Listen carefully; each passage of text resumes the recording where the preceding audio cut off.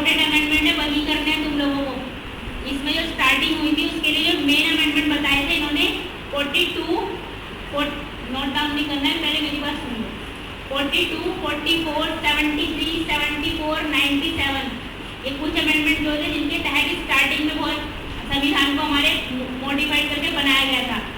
इस तरीके से जो 42nd अमेंडमेंट है हमारा, उसको मिनी कॉन्स्टिट्यूशन कहा गया है, लघु संविधान। क्यों कहा गया है? क्योंकि बहुत सारे प्रोविजन लिए गए हैं उससे जो इम्पोर्टेंट थे। एक तरीके से एज इट इज पोजीशन तो 35 एक्ट को बोल लिया हमारे यहाँ, और 42nd को मिनी कॉन्स्टिट्यूशन बोला है। क्वेश्चन 35 ना लिख के आए कोई भी, तो मिनी कॉन्स्टिट्यूशन होता है, मोस्टली बच्चे 1935 कर देते हैं उसको। 42nd अमेंडमेंट है। अब ये इस तरीके से अमेंडमेंट करने के बाद जब इसको मिनी कॉन्स्टिट्यूशन दे दिया, फिर इसके फीचर्स डिफाइन किए हैं। पहला फीचर जो है, हमारा संविधान बहुत लेंथियस्ट है, बहुत लंबा है। क्यों है लंबा? हमारा जो इंडिया कंट्री था वो अपने आप में बहुत बड़ा कंट्री है, बहुत सारे तरीके के लोग रहते हैं, बहुत ज़्यादा पॉपुलेशन है, ज्योग्राफिकल वाइज भी बहुत बड़ा है, सारे रिलीजन के लोग हैं, सारी कम्युनिटी है। इस तरीके के हर एक चीज़ को हर जगह से ध्यान में रखते हुए हर तरीके के प्रोविजन डाले गए हैं हमारे कॉन्स्टिट्यूशन में, इसलिए बहुत लेंथियस्ट बना है। अब जो बोल रही हूँ उसको अपनी लैंग्वेज में डिफाइन करके ओके, वही चीज़ें मैं जो बोल रही हूँ वही बुक में है। एज इट इज बिल्कुल नहीं लिखाऊंगी मैं, केवल पॉइंट लिखाऊंगी। 17 फीचर्स है कॉन्स्टिट्यूशन के, वो लिखवा दूंगी, अंदर का नहीं लिखाऊंगी, अंदर का समझा दूंगी बस। क्लियर? पहला क्या था? Lengthiest. That is the borrowed. Borrowed का मतलब कहीं कहीं से उधार लेकर बनाया गया है। मतलब 35 के एक्ट से कुछ चीजें ली गई, यूएसए से कुछ लिया गया, कुछ यूएसए सार से लिया गया, कुछ ब्रिटेन से लिया गया, ठीक है। अलग अलग कंट्रियों से अलग अलग चीजें ली गई, उनको लेकर अपने इंडिया के अकॉर्डिंग मॉडिफाइड करा, तब अपने संविधान में रखा। सपोज करो हमारे यहाँ पार्लियामेंट सिस्टम ले लिया, उसको अपने हिसाब से बनाया, मोल्ड करा, तब अपने कॉन्स्टिट्यूशन में डिफाइन करा। Second feature. Third, fundamental right. Fundamental right का क्या मतलब है? हमारे संविधान में हमारे लिए कुछ ऐसे प्रोविजन है जिनकी हमें छूट दी गई है। सपोज किसी भी रिलीजन को मान सकते हैं, किसी की भी पूजा कर सकते हैं, रहने का अधिकार, बोलने का, खाने का, सब कुछ दिया गया हमें। पार्ट 3 में डिफाइन है हमारे फंडामेंटल राइट। पहले हमारे 7 थे, अब हमारे 6 हैं, ठीक है। ऐसे ही हमारी फंडामेंटल ड्यूटीज जो 51A आर्टिकल में है। पार्ट कौन सा है? 4A, यूएसए सार से ली गई है। कितनी है टोटल?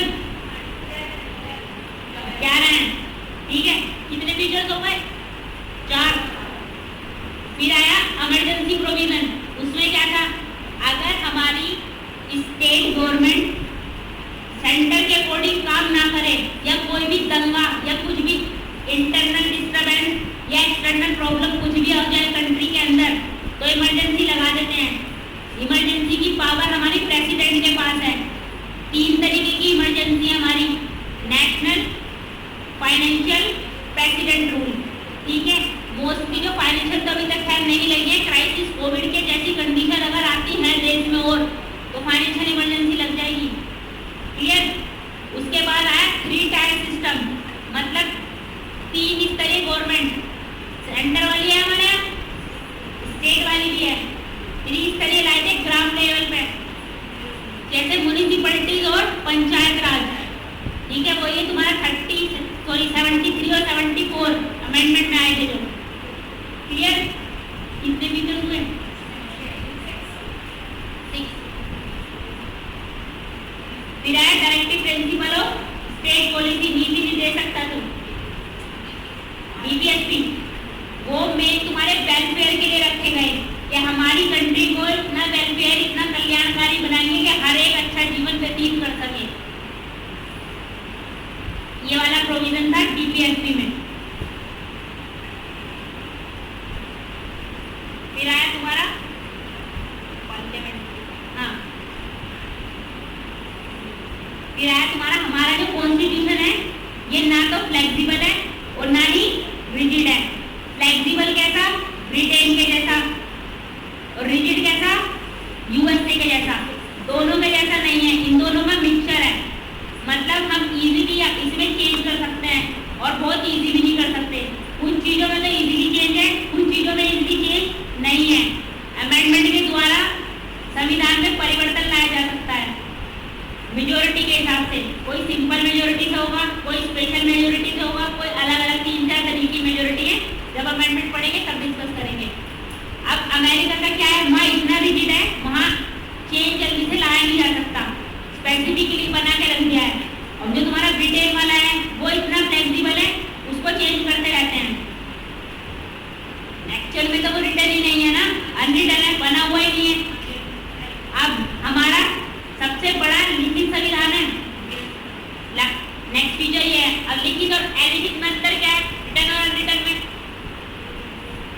आज ना तुम बोलोगे। हाँ,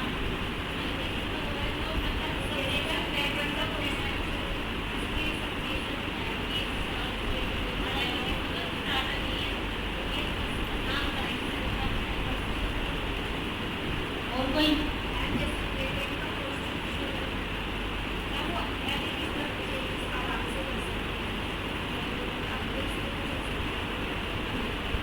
अंतर क्या है? कॉमन सेंस लगा देना, पूरा लिखित और अलिखित मत करना।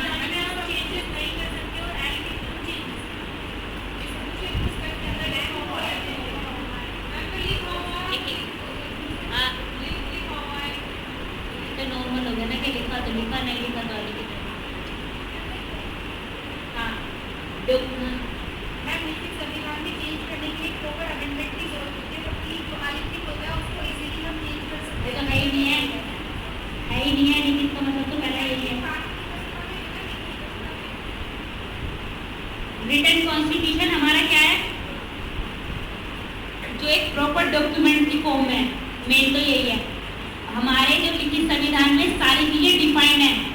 एडमिनिस्ट्रेशन कैसे चलाना है, देश को कैसे चलाना है, उसमें रूल और लॉ क्या लगेंगे, क्या क्या उसकी कंडीशंस हैं, वो सब चीज एक डॉक्यूमेंट्री फॉर्म में हमारे पास है, इसलिए लिखित है। ब्रिटेन में अलिखित है। क्यों? क्योंकि जब वहाँ कुछ भी प्रॉब्लम होती है या कोई भी रूल एंड रेगुलेशन होता है, वो as it is just at a time पे एक्ट बना देते हैं। सपोज करो वहाँ पर क्राइसिस आया, क्राइसिस से कोई प्रोविजन लिखित तो है नहीं उनके पास, तो as it is time to time monarch है वहाँ पर, कोई भी चीज ली उसको बनाया कि भाई ये रूल है, ये अप्लाई कर दो। हैंड टू हैंड बना के अप्लाई कर रहे हैं।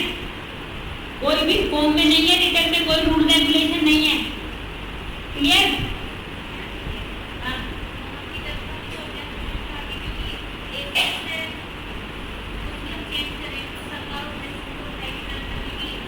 जनता को पावर ही नहीं है, इंडिया को है पावर, पार्लियामेंट को पावर है, सोवरिन है पार्लियामेंट। हाँ, जनता को पावर नहीं है, इंडिया को है। इंडिया में जनता को पावर है, इसलिए कोई ऑब्जेक्शन का मैटर ही नहीं है। वहाँ पर मोनार्की सिस्टम है कि कोई राजा रूल कर रहा है, फिर उसका बेटा करेगा, फिर उसका बेटा करेगा, तो इलेक्शन वाला सिस्टम है तो, बट उनमें एक हेरिडेटरी सिस्टम के वाइज है। हमारे यहाँ प्रॉपर इलेक्शन है, इसलिए तो तुम लोग सोवरिन हो हमारे यहाँ। तुम लोगों को राइट टू वोट है, तुम खुद चुन रहे हो, तुम डिसीजन ले सकते हो। क्लियर? नेक्स्ट फीचर है हमारे यहाँ पार्लियामेंट्री फॉर्म ऑफ गवर्नमेंट है। अब मैं एक हिंट दे रही हूँ, आंसर तुम दोगे। पार्लियामेंट्री फॉर्म ऑफ गवर्नमेंट है हमारे यहाँ, प्रेसिडेंशियल फॉर्म ऑफ गवर्नमेंट नहीं है।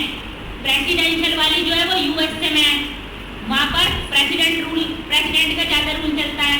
हमारे यहाँ भी पार्लियामेंट्री है, पीएम का ज़्यादा है वैल्यू। प्रेसिडेंट तो केवल एक साइन करने के लिए ज़्यादा वैल्यू होते हैं। हाँ, अब नॉमिनल एंड रियल वाला केवल एक नॉमिनेशन के साथ साथ नॉमिनल टाइप, रियल जो है वो पीएम ही है। अब इधर आ जाओ जरा, हमारे यहाँ पार्लियामेंट्री फॉर्म ऑफ गवर्नमेंट क्यों लिया गया? आंसर करो।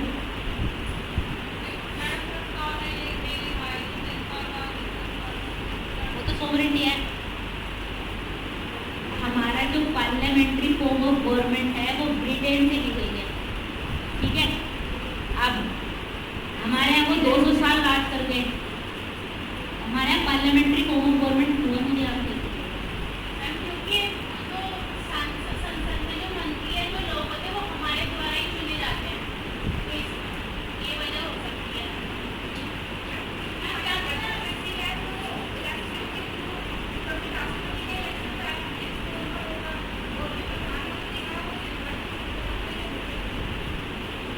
पार्लियामेंट्री फॉर्म लाएंगे क्या? हाँ बोलो, नहीं पता। एक एक एक हाँ इसको बराबर का अधिकार देने के लिए, क्योंकि पार्लियामेंट्री फॉर्म में जब भी कोई एक्ट पास होता है या बिल पास होता है तो एक अच्छे खासे डिबेट सेशन की बात होता है, तो हर वर्ग को ध्यान में रखते हुए सबको इक्वल राइट्स देने। मैम यहाँ पे संसदीय प्रणाली इसलिए लागू की गई है क्योंकि यहाँ पे जो सांसद चुने जाते हैं वो अलग अलग राज्यों से चुने जाते हैं, तो वो वहाँ की जो भी भौगोलिक या सामाजिक समस्याएं सबके सामने रख सकें और उसका अच्छे से निवारण हो सके, तो सभी की उसमें सहमति कराने के लिए। और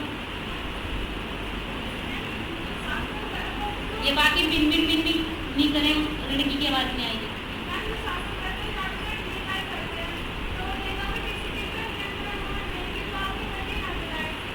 तो किसका नियंत्रण में था ऊपर?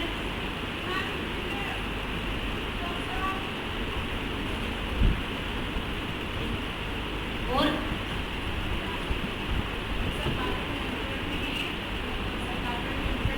अब मैं बोलूं, मेरे को भी आंसर, तुम लोग तो बहुत डेप्थ में आंसर बता रहे हो, इतना आंसर ही नहीं है। हमारे ऊपर कोई 250 साल राज करके चला गया, ब्रिटेन वाले गए हैं, कॉमन सेंस का आंसर है। अब 250 साल हमारे ऊपर उन्होंने रूल लगाया, parliamentary form of government use to हो गए, आदत पड़ गई। 250 साल को हमारे ऊपर राज करके चला गया, आदत तो हो गई। अब हम अपने देश वालों को 250 साल राज करने के बाद उन्हें प्रेसिडेंशियल फॉर्म तो 250 साल लगे थे समझाने में, इसीलिए पार्लियामेंट्री फॉर्म ऑफ गवर्नमेंट ही करा, चेंज नहीं करा, क्योंकि हमारे सिटीजन जो थे वो यूज टू हो गए थे इस वाली सिस्टम के। बट चेंज लाके क्या करा, ब्रिटेन की और हमारी में क्या अंतर है? हमारे यहाँ तुम लोगों को सोवरिन कर दिया, वहाँ पार्लियामेंट सोवरिन है। पार्लियामेंट्री सिस्टम तो है बट तुम लोग उस पर ऑब्जेक्शन उठा सकते हो। क्लियर? तो मैम वहाँ पे अध्यक्ष प्रणाली को जब उन्होंने यहाँ पे किस तरीके से दिया था, तो वहाँ पे मतलब वहाँ पे उनके यहाँ अध्यक्ष प्रणाली है, वहाँ पे अध्यक्ष होता है, पार्टी वहाँ पे कहाँ पे? वगैरह ब्रिटेन में तो मोनार्की सिस्टम है, महारानी होती है वहाँ। प्रेसिडेंट वाला सिस्टम तो तुम्हारा प्रेसिडेंट जो तुम्हारी प्रेसिडेंशियल फॉर्म होगी वो अमेरिका में है। हमारे यहाँ पार्लियामेंट्री फॉर्म है बट हमारे इलेक्टेड वाला सिस्टम है, उनका इलेक्टेड वाला होता है बट महारानी वाला है। सपोज करो तुमको यहाँ पे वो बना दिया उन्होंने महारानी, अब उसके बाद तुम्हारा जब उनके हिसाब से टाइम सिस्टम पूरा हुआ टाइम पीरियड, तो तुम्हारे जो बेटी है बेटा है उसको बनाएंगे। कोई भी ऐसा नहीं है कि मैं बन सकती हूँ या ये बन सकती हूँ। हाँ राज करने वाला ये कहते हैं कि यहाँ पर जब उन्होंने पार्लियामेंट्री राइट्स किया तो वहाँ पर मोनार्की ठीक है भाई, उन्होंने अपने वहाँ तो वही चलाया ना, यहाँ चला के गए हैं वही है सेम, ऐसा कुछ नहीं है, हमने चेंज किया है ये अपने अकॉर्डिंग। अब वही कहते हैं ना कि हमने हर जगह से चीजें ली हैं, बट हमारे संविधान का क्रिटिसिज्म है कि उधार का संविधान है, बट हमने लिया तो है, उसको मॉडिफाइड अपने अकॉर्डिंग करा है। जो मैं बोलती हूँ कि मैं जो पढ़ा रही हूँ वो नहीं लिखना है, तुम खुद क्या करोगे वो लिखना है, ठीक है। नेक्स्ट आएगा अडल्ट फ्रेंचाइजी वाला। नेक्स्ट रूल जो है, एक वोटिंग राइट था, पहले वोटिंग की एज कितनी थी? 21, 61 कॉन्स्टिट्यूशन अमेंडमेंट से उसको 18 कर दिया, अब 18 वाले वोट डाल सकते हैं, ठीक। कितने टीचर्स हो गए? 11। फिर उसके बाद बनाया उन्होंने कोऑपरेटिव सोसाइटी, वो तुम्हारी बनाई उन्होंने ग्राउंड लेवल पे। ग्राउंड लेवल मतलब ग्राम पंचायत लेवल जो था ये छोटा वाला, कोऑपरेशन की जैसे ऑर्गेनाइजेशन बना देते हैं ना एनजीओ टाइप, ऐसे ही कोऑपरेटिव सोसाइटी थी, बट उसको कॉन्स्टिट्यूशनल दर्जा दे दिया था इन्होंने, मेंशन कर दिया उसको आर्टिकल 8 आर्टिकल में और 97 में है बी में, कि इसके तहत हम अपने जो ग्राउंड लेवल की प्रॉब्लम्स हैं, रहने की, खाने पीने की, सब चीजें, मतलब उनको एक अपर देने के लिए, सपोर्ट के लिए कोऑपरेटिव सोसाइटी बनाई गई। छोटे लेवल पे सेंटर और स्टेट लेवल से डाउन का जो आता है ना ग्राम लेवल, ग्राम पंचायत वाला, म्यूनिसिपलिटी साइड, उनके लिए। क्लियर?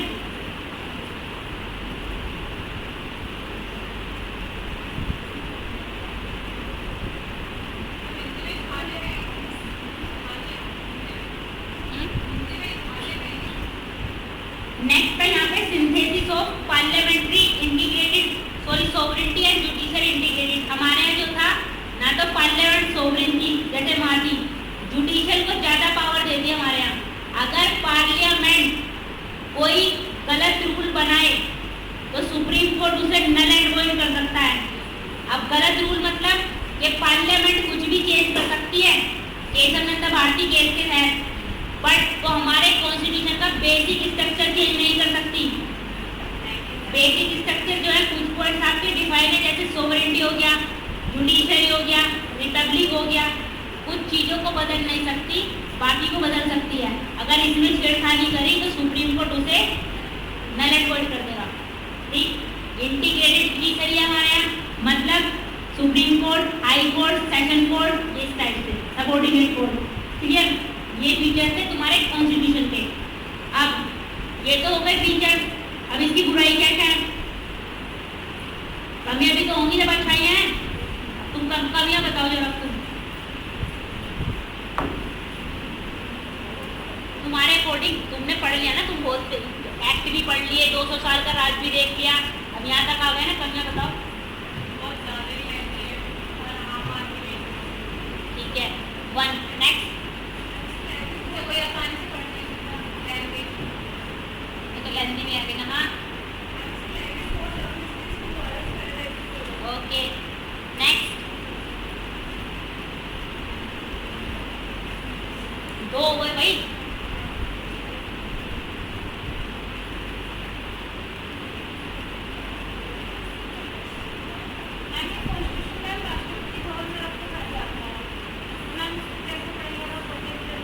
सामने वाला ही पढ़ लो, पूछा मेन वाली के नियर है।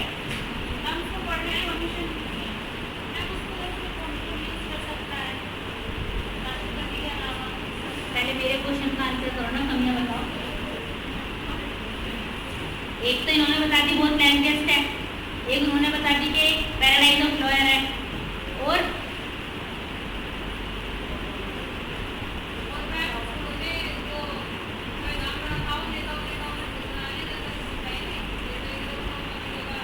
वो तो वो बोल देना। नेक्स्ट, हाँ बोरोड है। नेक्स्ट, 3 हो गए।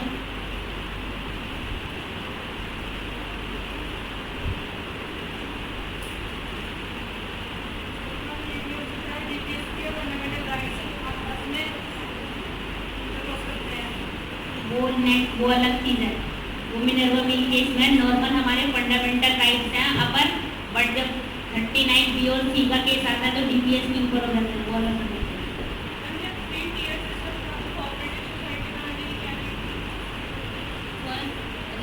थ्री टायर सिस्टम था, ठीक है, हमने कोई सिस्टम बना दिया, बट उसके लिए कुछ तो कोऑपरेशन भी चाहिए ना करने के लिए।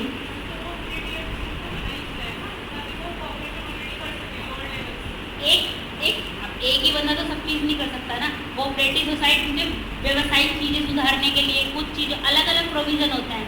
जो तुम्हारी थ्री टायर सिस्टम था वो तो रूल के लिए हो गया, ये इलेक्टेड होंगे, एक प्रधान बनेगा, वो रूल एंड रेगुलेशन, प्रधान को भी तो कुछ चाहिए कोऑपरेशन। कहाँ गई? हाँ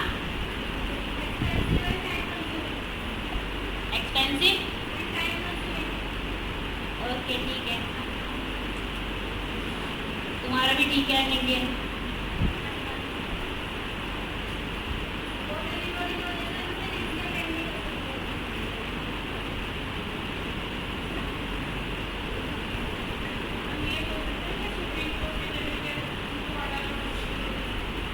सुप्रीम कोर्ट में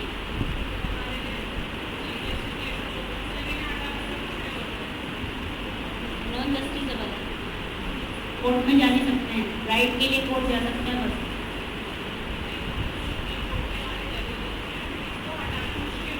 हाँ इम्पीचमेंट के द्वारा हटाए जाते हैं। आज तक इम्पीचमेंट हुआ तो है ना, किसी प्रेसिडेंट पे हुआ है, वो कुछ करता ही नहीं, बेचारा सिग्नेचर करके 5 साल काट के निकल लेंगे। ऐसे ही तुम्हारा इनका है, क्योंकि इम्पीचमेंट का प्रोसीजर ही इतना टाइट है, वो अभी तक नहीं हुआ है। फर्स्ट बोरोड है, यस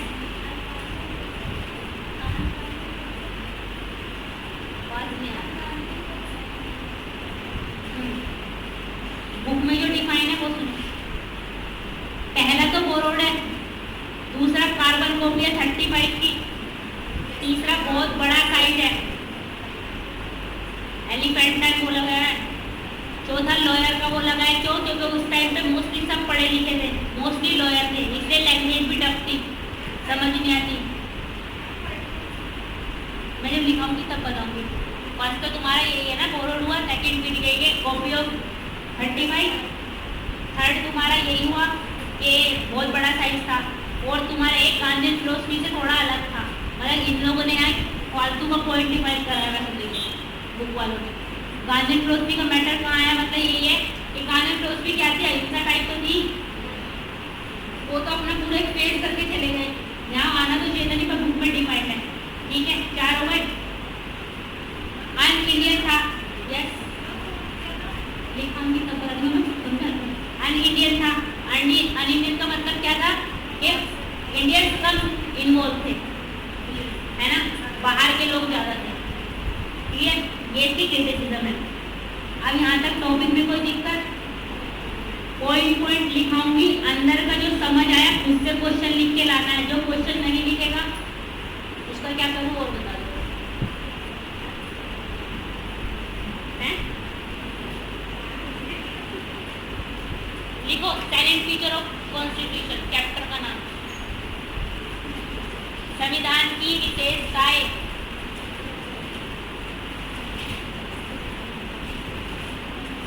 मेरे को ऐसा क्यों फील आने लग गई है तुम्हें पढ़ा पढ़ा के, मैं अपना तो भूल गई।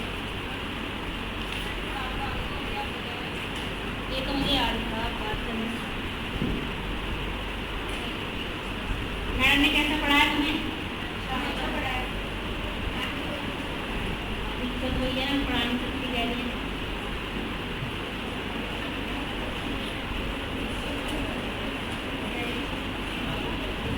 लिखो ए number of ordinal features of the constitution.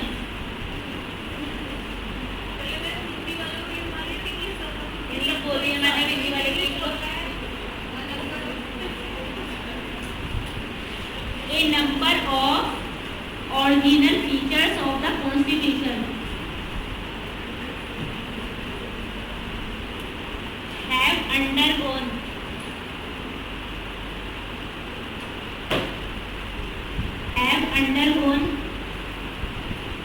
a substantial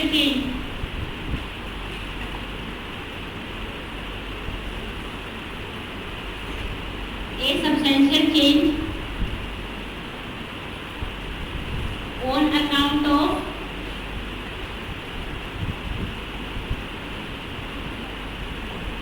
several amendments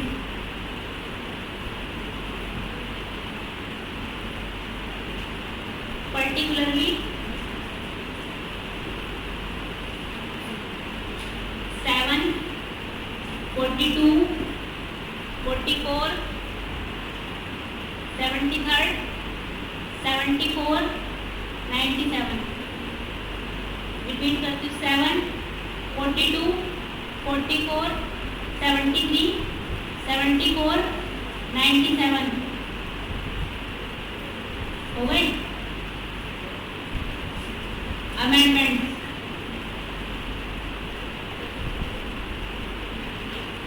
next line में लिखेंगे the 42nd constitution amendment.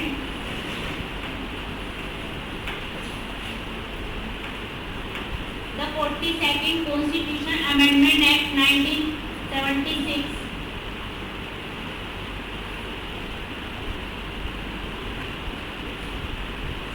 is known as mini constitution.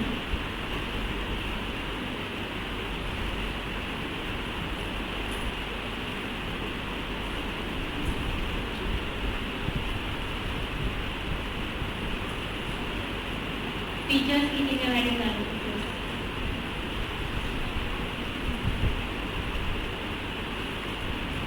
Features में फर्स्ट लिखेंगे लैंडियस रिटन कॉन्स्टिट्यूशन।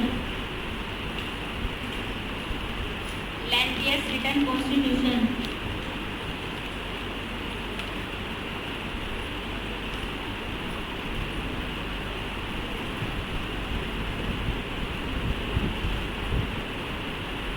नेक्स्ट लिखेंगे drawn from other sources.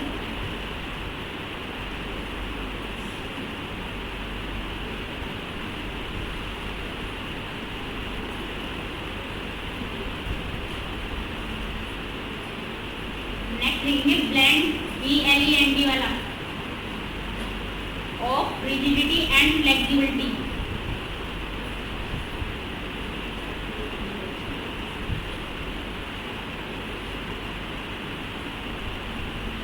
Next लिखेंगे federal system with unitary bias, federal system with unitary bias.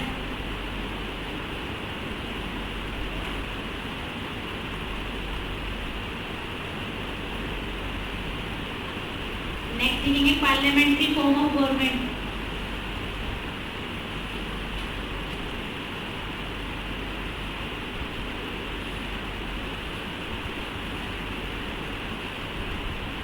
Next लिखेंगे synthesis of parliamentary sovereignty and judicial supremacy, synthesis of parliamentary sovereignty and judicial supremacy.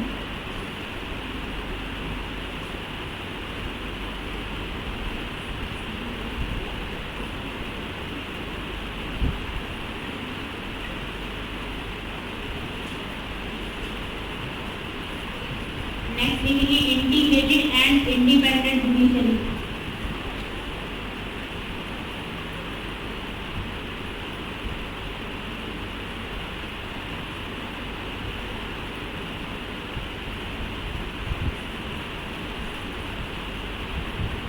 Next fundamental right,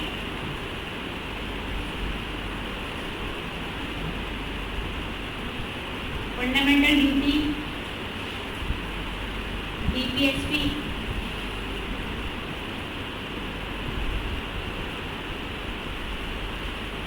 emergency provisions,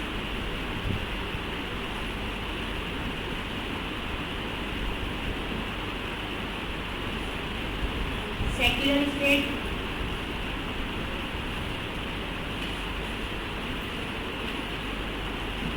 universal adult franchise,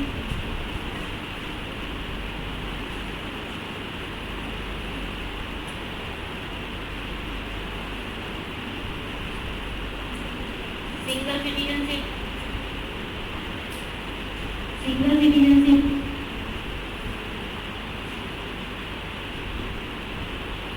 next लिखेंगे independent judiciary,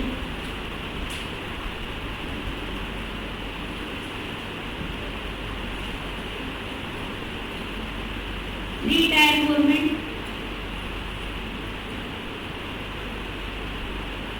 cooperative society.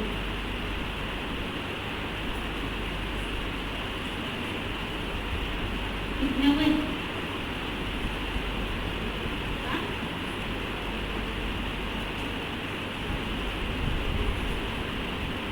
कितने हुए?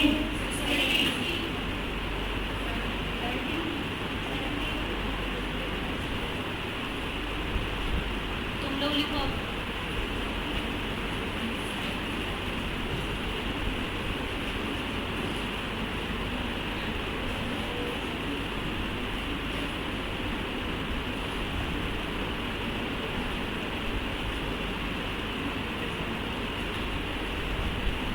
देखो सन 1949 में अपनाए गए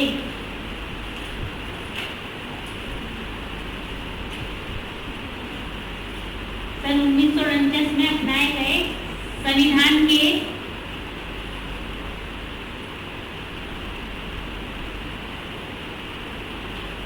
संविधान के अनेक वास्तविक लक्षणों में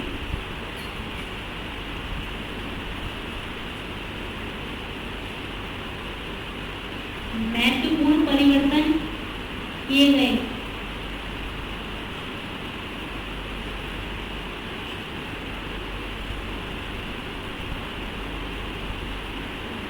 जिनमें विशेष रूप से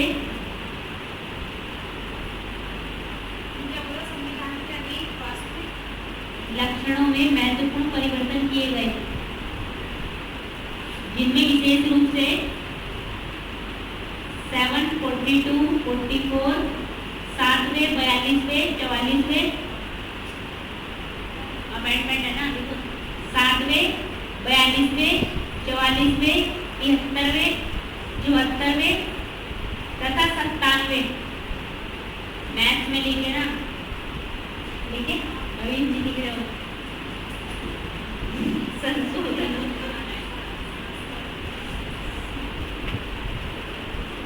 संशोधनों में परिवर्तन किया गया।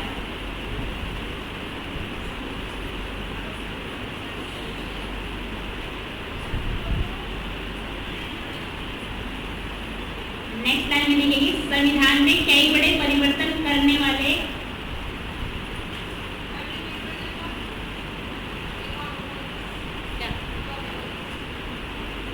नेक्स्ट लाइन वाला संविधान में कई बड़े परिवर्तन संविधान में कई बड़े परिवर्तन करने वाले 42वां संविधान संशोधन करने वाले 42वां संविधान संशोधन अधिनियम ब्रैकेट में लिखेंगे 1976 को मिनी कॉन्स्टिट्यूशन कहा गया है।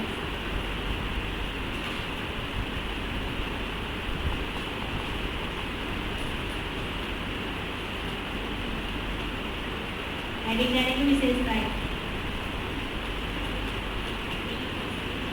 कहा गया है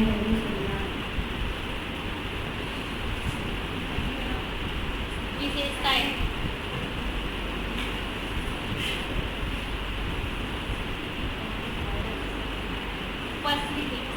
फर्स्ट लिखेंगे सबसे लंबा व लिखित संविधान।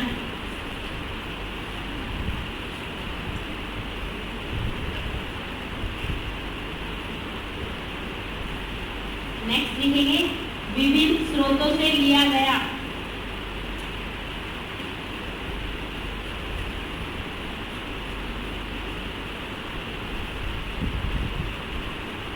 नेक्स्ट लिखेंगे कठोर व लचीला। कठोर व लचीले का समन्वय मिक्सचर मिक्सचर लिखने वाला तो दिक्कत है समन्वय कठोर व लचीले का समन्वय।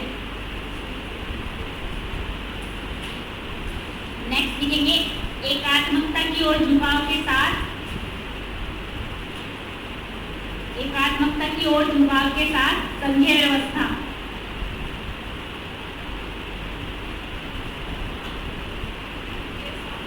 संघीय व्यवस्था। नेक्स्ट लिखेंगे संसदीय प्रणाली। एकात्मकता की ओर झुकाव के साथ संघीय व्यवस्था।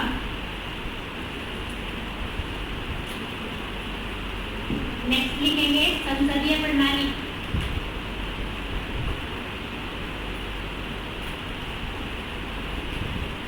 उससे नेक्स्ट एकीकृत व स्वतंत्र न्यायपालिका। एकीकृत व स्वतंत्र न्यायपालिका।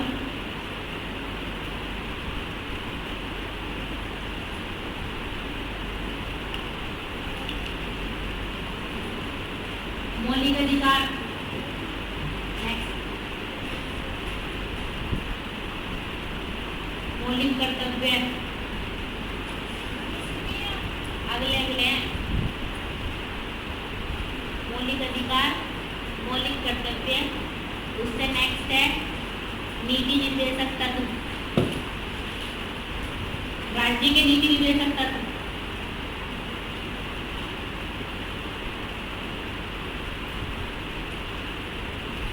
नेक्स्ट है एक धर्मनिरपेक्ष राज्य। धर्मनिरपेक्ष सेक्युलर। 11 हो गई।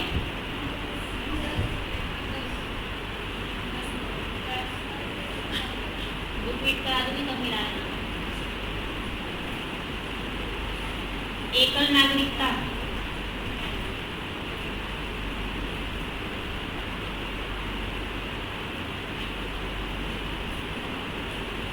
नेक्स्ट लिखेंगे सार्वभौम व्यस्क मताधिकार। अडल्ट फ्रेंचाइज वाला सार्वभौम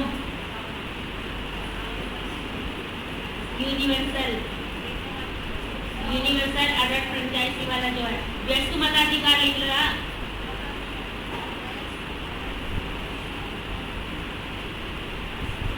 लिखेंगे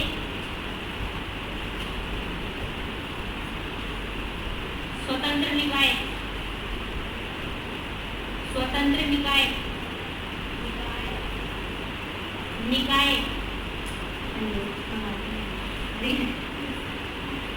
नेक्स्ट लिखेंगे आपातकालीन प्रावधान, आपातकालीन प्रावधान। फिर लिखेंगे त्रिस्तरीय सरकार, त्रिस्तरीय सरकार।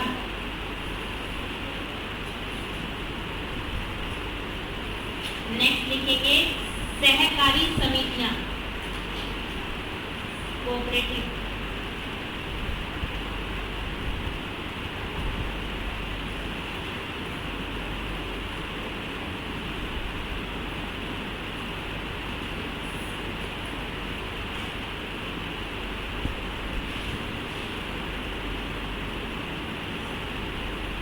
Over 70. लास्ट से मिलाओ में लास्ट से।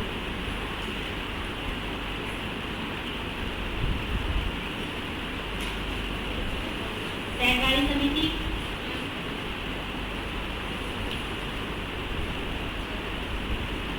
त्रिस्तरीय गवर्नमेंट, आपातकालीन, स्वतंत्र निकाय, एकल नागरिकता, व्यस्क मताधिकार, धर्मनिरपेक्ष राज्य,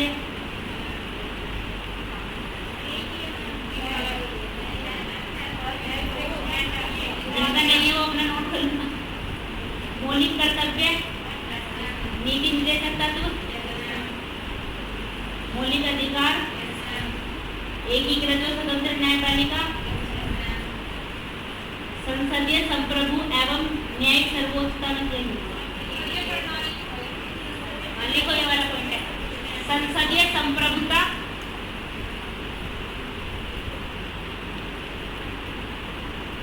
एवं न्यायिक सर्वोच्चता में समन्वय, संसदीय संप्रभुता एवं न्यायिक सर्वोच्चता में समन्वय।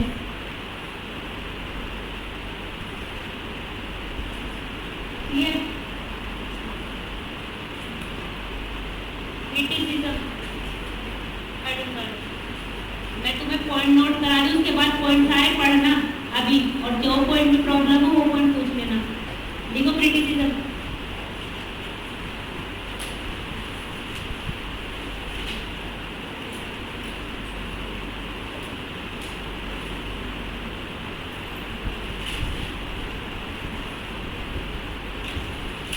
First paradise of the lawyer,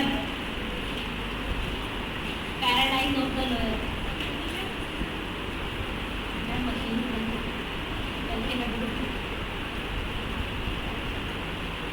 next अनगार्जियन constitution,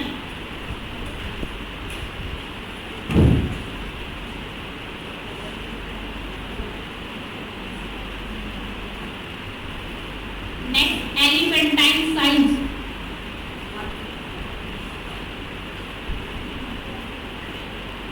एलिफेंटाइन science. Next borrowed constitution,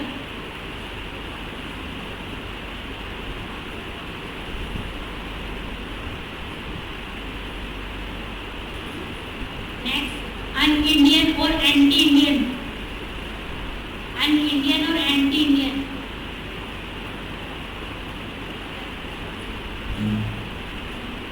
next एक कार्बन कॉपी ऑफ 1935 में। हो गए 6 हो गए।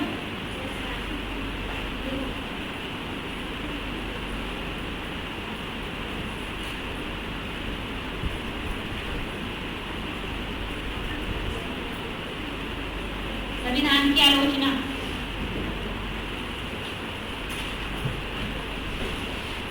संविधान की आलोचना नंबर 1, उधार का संविधान।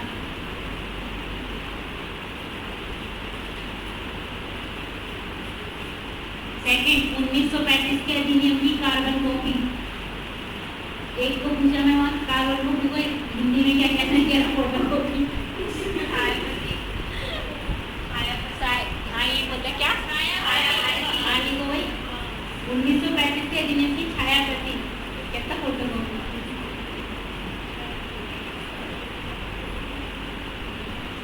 नेक्स्ट लिखेंगे अभारतीय अथवा भारतीयता विरोधी।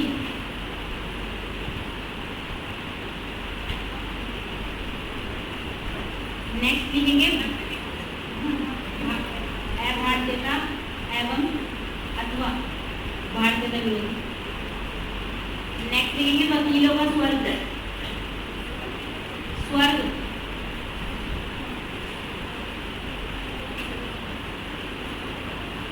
वकीलों का स्वर्ग। नेक्स्ट लिखेंगे गांधी। हाँ सबके मतलब बताएंगे। नेक्स्ट लिखेंगे गांधीवाद से दूर संविधान। क्या हो गई तुम्हारा, क्या चेक करा है? एक तो धार वाला हो गया, एक कार्बन कॉपी हो गया, महाकाय साहित्य होगा तुम्हारा। हिंदी में क्या बोलेंगे इसको?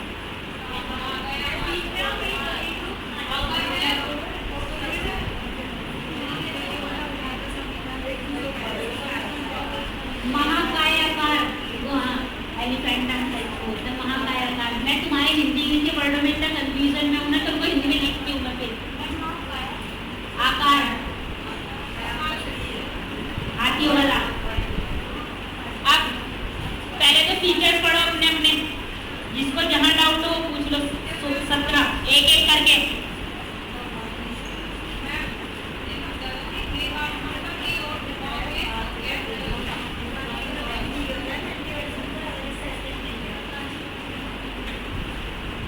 कौन सा?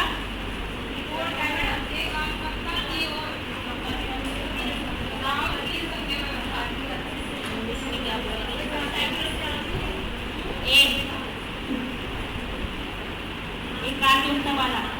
इसमें क्या था तुम्हारा? इंग्लिश में क्या बोलेंगे इसको मैं?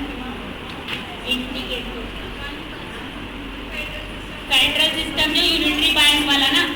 एक सेकंड, हम जो हमारा फेडरल सिस्टम की यूनिटरी बायस वाला, इसमें क्या था कि प्रॉपरली हमारे यहाँ फेडरल सिस्टम नहीं है। हमारे यहाँ जो है मेन पावर जो सेंटर के हाथ में है, स्टेट के हाथ में ज्यादा पावर नहीं है यूएसए के जैसे। यूएसए में फेडरल सिस्टम है प्रॉपर। और एक चीज और, फेडरेशन जो है कॉन्स्टिट्यूशन में डिफाइन नहीं है हमारे यहाँ,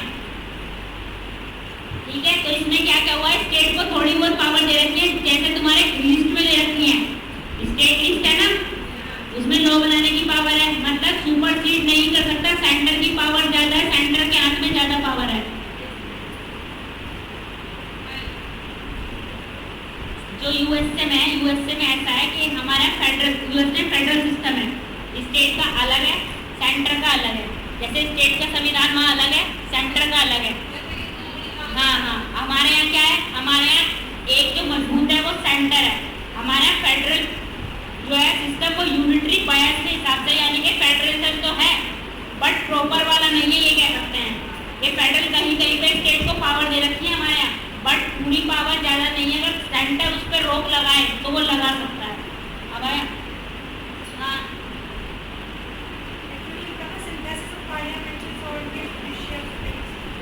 पार्लियामेंट्री सोवरेनिटी और सिंथेसिस हमारे यहाँ क्या मतलब था? जैसे ब्रिटेन में पार्लियामेंट सोवरेन है, हमारे यहाँ पार्लियामेंट सोवरेन है। वही वाला मतलब था कि पार्लियामेंट कोई लॉ बनाए तो सुप्रीम कोर्ट उसे नल एंड वॉइड कर सकता है अगर गलत लॉ बनाती है। और सिंगल मतलब एक ही नागरिकता है हमारे यहाँ। हम कहीं अगर बाहर जाएंगे, सपोज हम कहीं फॉरेन चले गए, तो हमारे यहाँ की ऑटोमेटिकली टर्मिनेट हो जाएगी अगर हमें वहाँ की मिल गई। यूएसए में ऐसा नहीं है, वहाँ स्टेट की अलग है, सेंटर की अलग है।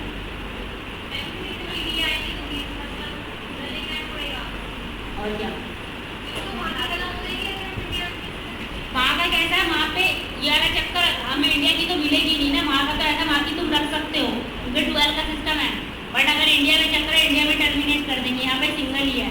कुछ टर्म्स एंड कंडीशंस है सिटीजनशिप की ईयर वाइज, कि कोई इतने टाइम से रह रहा हो हमारे यहाँ तो उसको सिटीजनशिप मिल सकती है, या कोई इतने टाइम के लिए बाहर चला गया तो उसकी टर्मिनेट हो जाएगी, इस टाइप से। और कोऑपरेटिव सोसाइटी,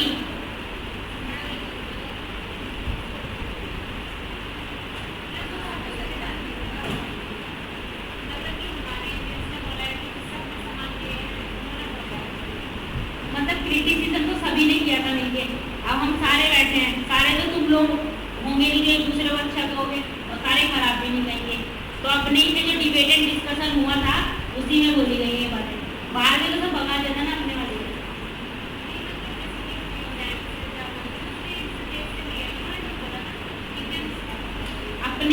अपने डिबेट एंड डिस्कशन में, अरे हम कोई टॉपिक पे डिस्कशन करते हैं तो उसकी अच्छाई और बुराई हम ही तो कर रहे हैं ना। Mixture,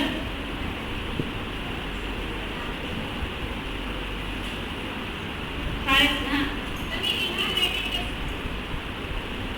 supreme court, high court, हाँ,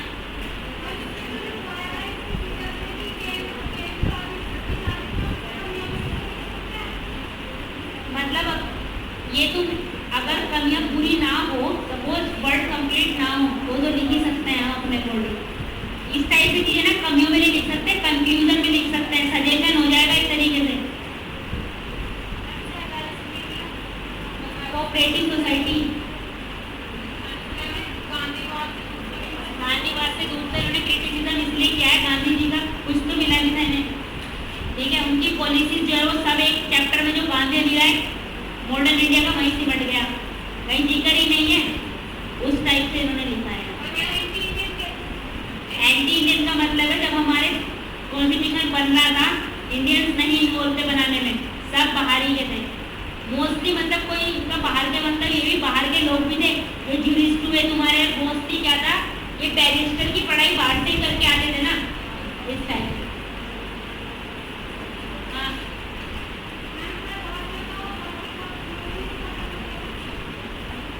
यही तो है एंटी इंडियन, इंडियंस का इन्वॉल्व नहीं था, मतलब वही ना फॉरनर बाहर से पढ़ के आना और बाहर के लोगों के साथ बैठ के बनाना, उस चीज को बोला है इन्होंने एंटी इंडियन।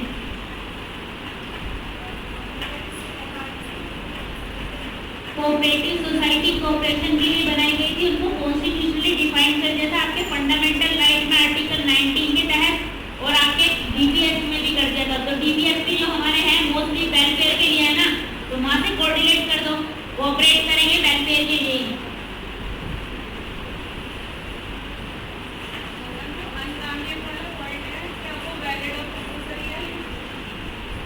वैलिड और कंपल्सरी तो कुछ भी नहीं है, इनकेस 150 वर्डों में लिखाएंगे तो लिख सकते हैं।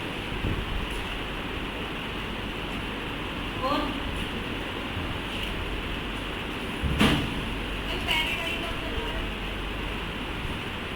सब पढ़े लिखे लॉयर थे मोस्टली, लॉ के हिसाब से इन्होंने बनाया था, लैंग्वेज भी लॉयर वाली थी, तो नॉर्मल बंदा समझ नहीं पाएगा अगर हमारा रियल कॉन्स्टिट्यूशन हम देखें। राष्ट्रपति गांधी तो समझ रहे हैं ना, बाकी नहीं आएगा। और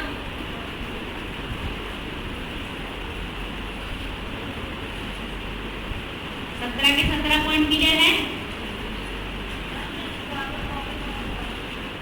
35 की कार्बन को भी इसलिए कहा गया है कि इमरजेंसी हो गई, जैसे हमारी बहुत सारे जो फैक्ट हैं वो 35 से लिए गए हैं, इसलिए एज इट इज बोला गया। तो कार्बन को भी अभी तुम लोगों का इसमें टॉपिक रहता है जो मतलब बुक में है, 21 जगह से कौन कौन सी चीजें दी गई हैं, क्वेश्चन आएगा वहीं से, है ना। अब वो टेबल तो बुक में बनी हुई है, तुम लोगों के पास है वो,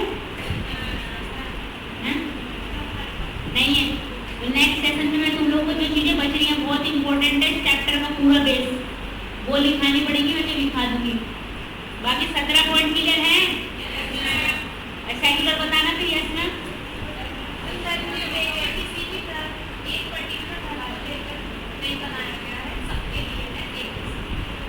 थ्री टायर सिस्टम,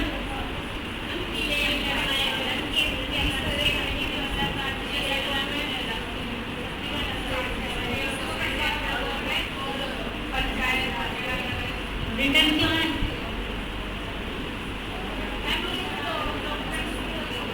वो तो रिटर्न है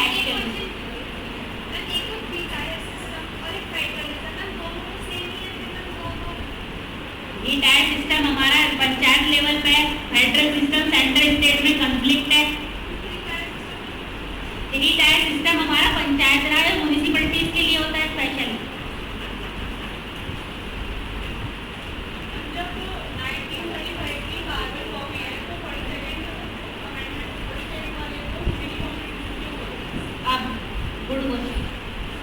सेकंड को मिनी इसलिए कहा गया है कि उसके साथ ना बहुत ज़्यादा छिड़कानी हुई है, बहुत सारे प्रोविजन उसमें डाले हैं, फिर 44 उसी का ही जैसा बना के उसको खत्म किया है, फिर 44 से उसके उसमें ऐड किए हैं, बहुत सारे इंटरचेंजेबल है।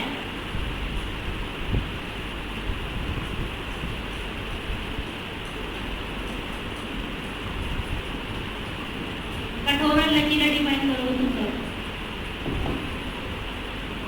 क्योंकि हम लचीला इसलिए हमारे संविधान में होते हैं वो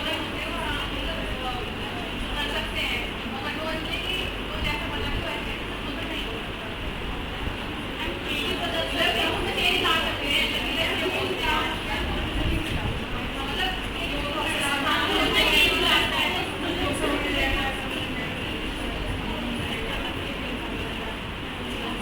पढ़े लिखे से लग रहा है। अरे नहीं, तुम लोग पढ़ते नहीं हो, वो लोग डिबेट करते हैं। खुद से बोलना सीखोगे तुम्हें अंडरस्टैंडिंग डेवलप होगी। अब पता है क्या, बुक में चैप्टर बड़ा है, 17 के 17 पॉइंट एक एक पेज लिखा हुआ है, वो लिखाने का फायदा क्या है। अब तुम्हारा काम इस क्वेश्चन को लिख के लाना है, silent feature of Indian constitution. 17 के फीचर्स देख के लाने हैं, उसके अंदर क्या है वो लिख के लाओगे तुम अपनी लैंग्वेज में। वही लक्ष्मीकांत से टीटी वहाँ के लाया ना, जो मैंने बोला है, जो तुम्हें समझ आया है वो लिखना है। Salient features of Indian constitution.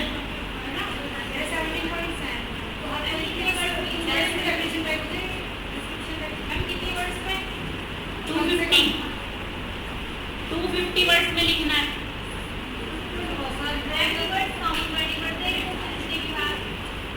जब हम लिखते हैं कोई चीज, मैं बताती हूँ, जब हम लिखते हैं कोई चीज तो मोस्टली हमारी हैबिट हो जाती है बात नहीं करनी है। हैबिट हो जाती है कि एक लाइन में 4 से 5 वर्ड सेट बैठते हैं, तो उसके अकॉर्डिंग 10 लाइन में कितने बैठेंगे, इस हिसाब से लगा लो 15 से 14 लाइनों में क्वेश्चन खत्म हो जाता है 150 वर्ड में।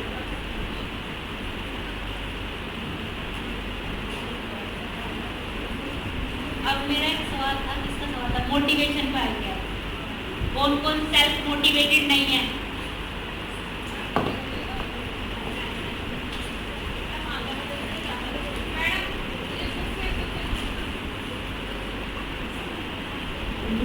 सेल्फ मोटिवेटेड कौन कौन नहीं हो? सेल्फ मोटिवेटेड नहीं हो? अरे बहुत लंबा होता है पीछे। हाँ अरे यार, तुम लोगों में से किसी का क्वेश्चन है, मेरे को आंसर चाहिए। सेल्फ मोटिवेटेड हो या नहीं हो? कितने दिन के लिए हो? अब ऐसी वाली फीलिंग आती है तो मैंने छोड़ दो, नहीं हो रहा, अभी स्टार्टिंग है, नहीं है, अभी नहीं आएगी, थोड़े दिन बाद आएगी, जब ट्रैक्टर आएगा फिर उसे तो टैकल करना है। क्या करना है? सेल्फ मोटिवेटेड खुद से रहना है, किसी और से सेल्फ मोटिवेटेड नहीं होते हैं। सेल्फ का मतलब खुद से, कुछ दिन के लिए होते हैं, थोड़े दिन के ऐसे बहुत तुमने कोई वीडियो देख लिया, वो सेल्फ मोटिवेशन वाला तो 1-2 दिन के लिए आता है, वो चला जाता है। 3 बार पढ़ो एक चीज को, याद ही लगेगा।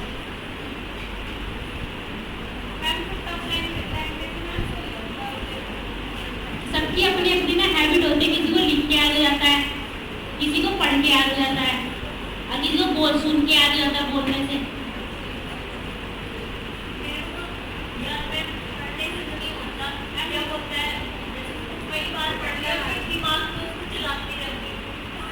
तो नॉर्मल पर्सन के इंटरनेट की प्रॉब्लम नहीं है, नई चीज पढ़ते हैं नॉर्मल है। मेरे को भी था जब नहीं आता तो समझ तो ऐसे होती, इतने दिन तक याद नहीं होता था। सबसे बड़ी तो बेइज्जती ये होती थी क्लास में खड़े करके छोड़ दिया। अभी तो कुछ नहीं कहते, खैर रिकॉल करो बार बार, उससे याद होगा। सबसे बड़ी चीज़ है मोस्टली जो की पॉइंट है ना, सपोज अब तुम्हारे इसके आर्टिकल हो गए, शेड्यूल हो गए, पार्ट्स हो गए, दीवारों में चिपका दो उनको, चलते फिरते पढ़ो। फोन में रखो हमेशा ऐसे, उसका पढ़ के जब भी मन करा ऐसे याद होगा, एक दिन में नहीं याद होगा, बहुत टाइम लगता है चीज़ों को। तुम्हें अभी तो स्टार्टिंग है, अभी तो तुम्हारे बहुत मोटिवेशन आ रहा होगा, बढ़िया। मेरा खत्म है एकदम, बिल्कुल मन नहीं है पढ़ने का।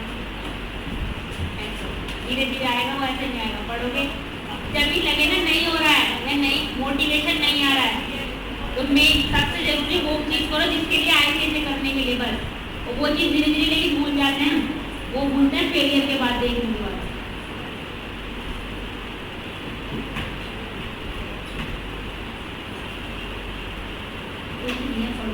पर एग्जाम ऐसा है जो दिल से लगेगा वो ना तो गले से निकाल सकता है ना डाल सकता है। सोच समझ के आना बिल्कुल टाइम में। वो वाला नहीं है कि तुमने अगर चले गए 2-4 उनका तो ठीक है, जिन्होंने थोड़ी बहुत तैयारी करी टाइम पास करा नहीं कर लो, जिन्होंने लग के कर लिया ना और जिन्होंने एक अटेम्प्ट दे लिया, एक तो खुद का प्रेशर, घर वालों का सेकंड, जिनको पता चलेगा तुम IAS कर रहे हो उनका तो बहुत ज़्यादा है, फिर बड़ा मुश्किल है। सोच समझ। दूसरा फिर एक वो बड़े इंसान है जिसको किसी को फर्क ही ना पड़े, उसकी इग्नोरेंस पावर टॉप पे हो, कुछ भी कह रहा है कोई फर्क ही ना पड़े, अपना करना करो, वो वाले ज़्यादा ठीक है। वो मोटिवेटेड खुद भी है और वो भी करेंगे, फर्क ही नहीं पड़ना, क्योंकि तैयारी टफ नहीं है। वहाँ तक का जो टाइम पीरियड है ना काटना, वो बहुत टफ है। क्योंकि उस चीज हम इस तैयारी को क्या करते हैं मुझे तो पता नहीं तुम लोगों का, मेरा तो इमोशनल अटैचमेंट है अपनी तैयारी से कि दिन हम इकट्ठी करते हैं चीज़ों को, उसको इंक्रीज करते हैं अपने लेवल पे। दिन हमें फील होता है कि हमारा होगा, फिर दिन फील होता है हमारा नहीं होगा, छोड़ दें क्या? छोड़ना नहीं है। ऐसी वाली जो प्रेशर है ना उसको टैकल करके एग्जाम पॉइंट के अगर तुम सोचो ना 28 को एग्जाम है ना, 27 तक तुम्हें वो प्रेशर सेट करना है। अब उसके लिए तुम्हें आदत बनानी पड़ेगी, फेलियर को दिमाग में रखना पड़ेगा, सब चीज़ों को। ये कुछ तो ये सोच के मत करना कि हमारा है होना चाहिए अभी हो जाएगा, वो दूसरे वाले हैं, वो ने बताया वो जो पिछले 3 साल से तैयारी करके आ चुके फर्स्ट दे रहे हैं, उससे डाउन फील होती है। फिर खुद को अपने आप को बेस्ट समझो बस कि हम फर्स्ट अटेम्प्ट में भी निकालते हैं, वो भी 3-4 साल की तैयारी करते हैं पूरा। यार उनका पूरा जो ग्रेजुएशन लेवल है ना वो इसी पे जाता है।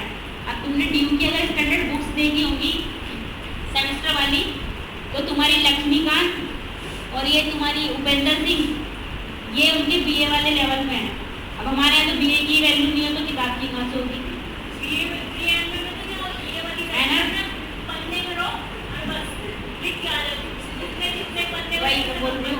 BA की वैल्यू नहीं है तो किताब की कहाँ होगी? BA के सब्जेक्ट पढ़ के हमने बड़ी पोस्ट लेनी है तो माइंड सेट है हमारा। एजुकेशन सिस्टम ही खराब है और खत्म हो जा रही है मोबाइल के चक्कर में।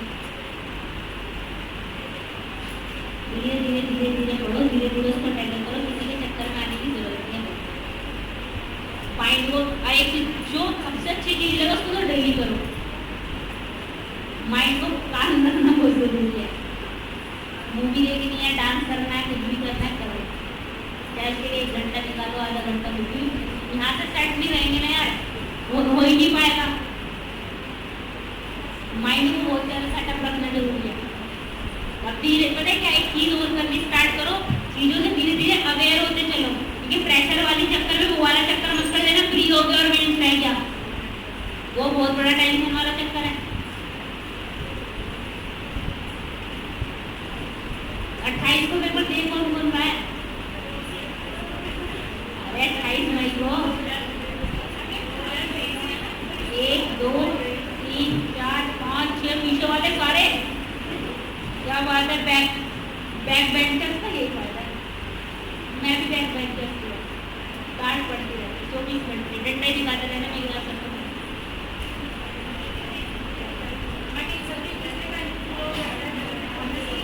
डिपेंड ऑन योर कैपेसिटी, तुम उसको कितना।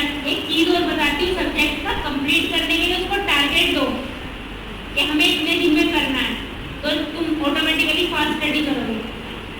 वो उसकी ट्राई करो, दो टारगेट दो। सपोज हमें कोई बुक पढ़नी है, पतली बुक है, हफ्ते का टारगेट दे दिया, हफ्ते में 8 दिन है, सॉफ्ट कॉर्नर में उसको 10 दिन दे दो, नॉर्मल 8 रखो उसके लिए।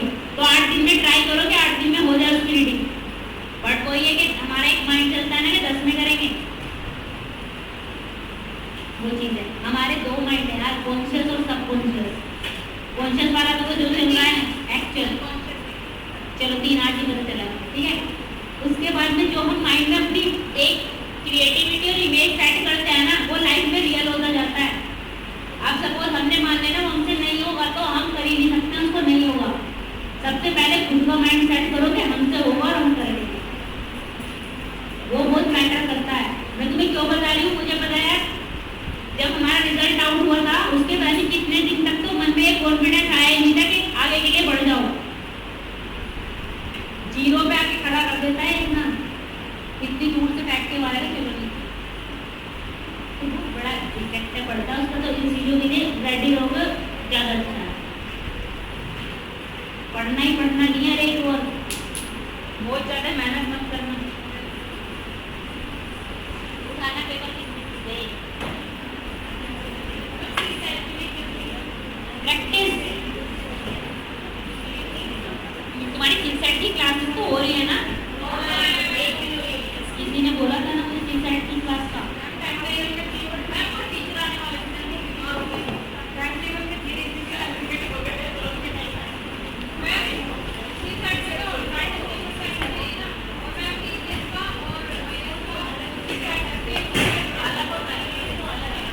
पीसीएस का सीसेट कुछ भी नहीं है, आईएएस का सीसेट बहुत कुछ है। हिंदी की बचा लेगी, 15-20 क्वेश्चन है दोनों के, 30 क्वेश्चन हो गए, इतने हो गए 60 नंबर। रीजनिंग का आ जाओ, 15 से 20 क्वेश्चन रीजनिंग के हो गए सीसेट पास। पीसीएस का वेटेज होता है अलग अलग, 20 से 30 के बीच में आएंगे।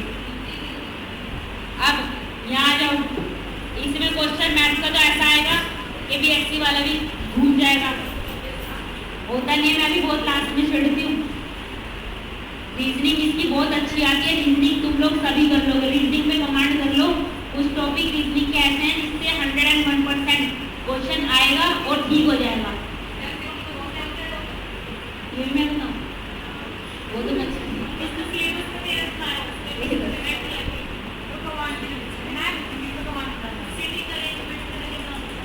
Blood relation, seating arrangement, series, integer, ये कुछ चैप्टर्स हैं जहाँ से क्वेश्चन ठीक हो जाता है।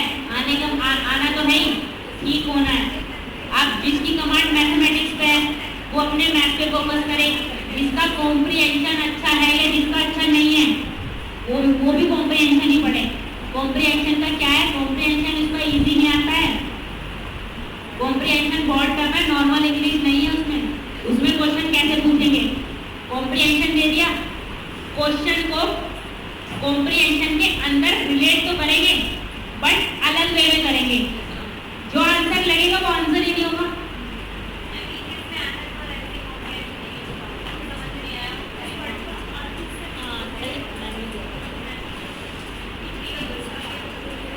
तो इसका कॉम्प्रिहेंशन टफ है, बल्कि एक चीज सेट को टफ करे जा रहे हैं। क्वेश्चन लिख के लाना, नेक्स्ट क्लास में क्वेश्चन चेक करूंगी मैं। अरे पता है क्या हो रहा है, वो फाइल जो है ना लैपी से फोन में ट्रांसफर नहीं हो रही है। मैं करी थी वैसे हुआ था, रात को करूँगी। मैं भी क्या करती हूँ, मैं बोल के आई थी अपने भाई को, उसने डाल ली होगी तो मैं फोन से तुम्हें बोल दूँगी। 96 पेजेज है, पता नहीं क्यों नहीं हो रही है।